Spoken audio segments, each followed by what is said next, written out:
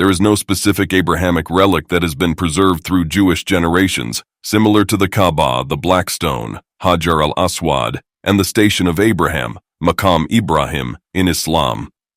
The sole significant artifact associated with Jewish heritage is the Ark of the Covenant. However, it is important to note that the Ark can be traced back to Moses rather than Abraham, and was lost during the destruction of the First Temple. Consequently, Islamic scholars maintain that the Israelites were bound by the Sinai Covenant, while Muslims are considered to be under the Abrahamic Covenant. How does their argument go? The argument presented by Islamic scholars regarding the Abrahamic Covenant and the Sinai Covenant is based on several theological and historical points. To understand their perspective, let's break down the key elements. 1. Abrahamic Covenant versus Sinai Covenant. The Abrahamic Covenant is believed to be the original covenant between God and Abraham, which includes promises of land, descendants, and blessings.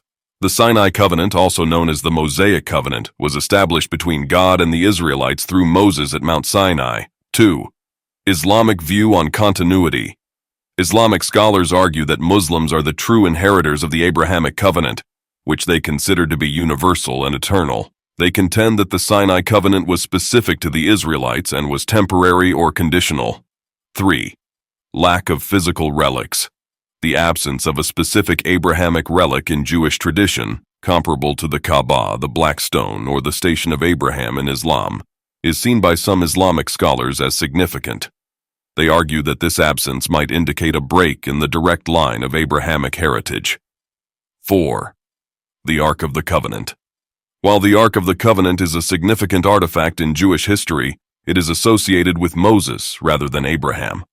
Its loss during the destruction of the First Temple is sometimes interpreted by Islamic scholars as a symbolic end to the Sinai Covenant. 5. Islamic claim to Abrahamic heritage. Islamic scholars often emphasize the direct lineage of Muhammad to Abraham through Ishmael.